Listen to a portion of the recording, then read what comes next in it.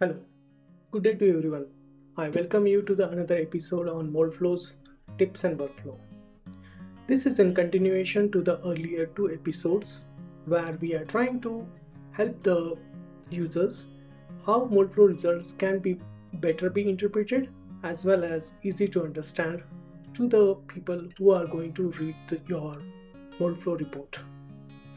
In continuation, I like to focus on few more plots starting with the weld line much oftenly been used, and we could able to see that it's more on the surface. I still see these type of well line results being shown into the report, but as we enhance the software and its capability, do you think that these results still make sense? Probably yes, and probably no. The reason is that we have better results to look at the weld line. Of course, I still use these results, but if you see that we have a weld line surface formation, which will give you information right through the thickness how the weld line is getting formed. If I try to overlay the fill time plot on top of it, it will give a better understanding how the flow is reaching over there and the weld line is getting formed. Very step by step manner you can reduce the frame and try to get a finer information about how the weld lines are getting formed. This will give a better understanding and easy to read that how the weld lines are forming and whether those are forming in a critical zone or so. But I will still use the weld line surface plot. This is on the surface. This shows the angle at which the weld lines are getting merged. But on top of that, I can also superimpose the or probably highlight the weld line with the pressure that is getting formed, right? Or the pressure at the end of the fill, okay? Or the you know there is other plot like pressure switchover as well, so I can overlay this type of plot. Much often people try to use the temperature flow front plot to see that what temperature these weld lines are getting formed, and this should form within the vicinity of 5 degree from the melt temperature. Like in this case, it's very close to the melt temperature and just like zero point 0.1 degree over and in fact it is over and above the melt temperature. That's what it's good. Let's look at whether at what temperature, at what pressure they are forming and switch. And now in this case it is forming at a switchover. Probably I need to look at the pressure plot at the end of the fill. So probably the pressure plot end of fill will give a much better information whether they are forming at zero. None of the weld lines should form at the zero pressure, so that it doesn't have, though it is forming at a high temperature, but it should form at some pressure so that it get fused properly, right? So try to incorporate this type of information when you are writing the report. Other thing that I often look at is the weld line surface formation and the weld line movement. Now I have often seen anyone putting this into the report.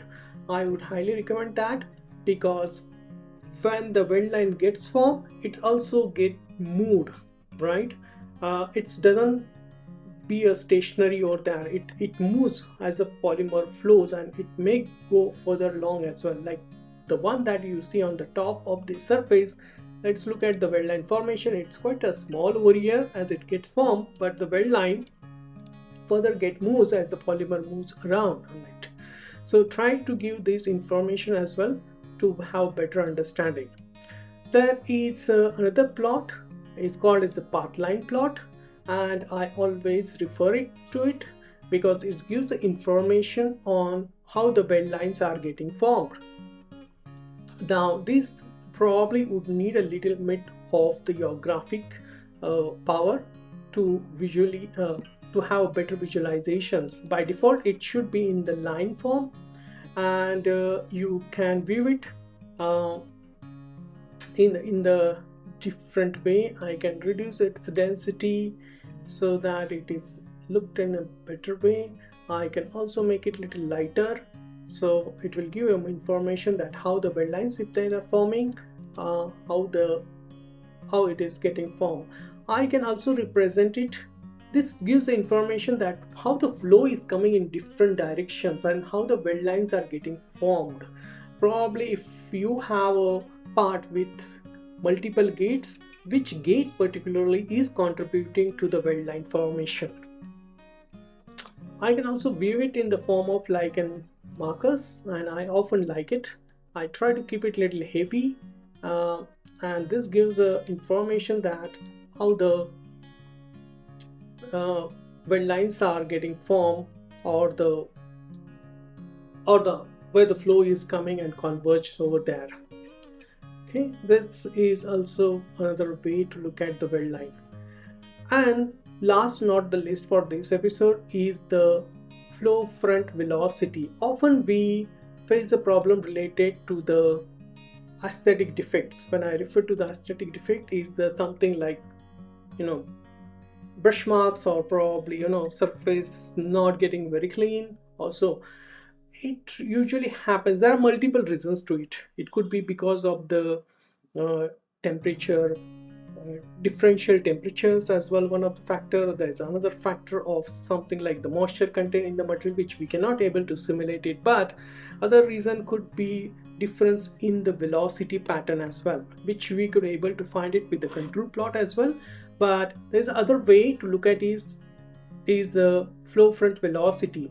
Now this plot is not available as a default plot, but if we go into the results new plot, you should be able to see this plot as a flow front velocity over here, right?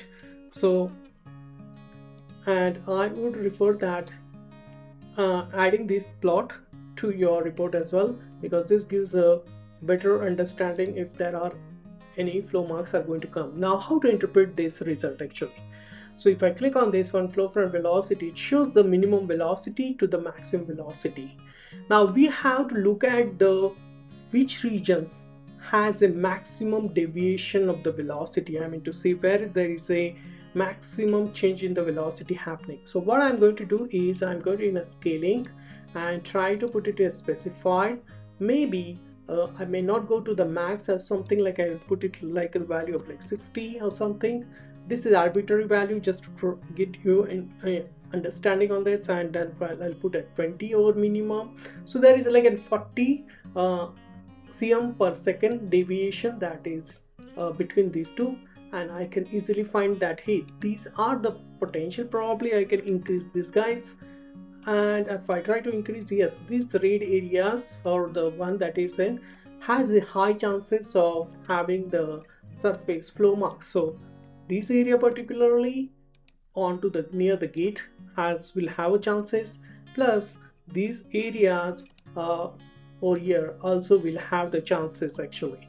So this will give a fair information on to the change in the velocity that is happening in the part, and that can lead to the uh, surface defects or the brush marks on the surface.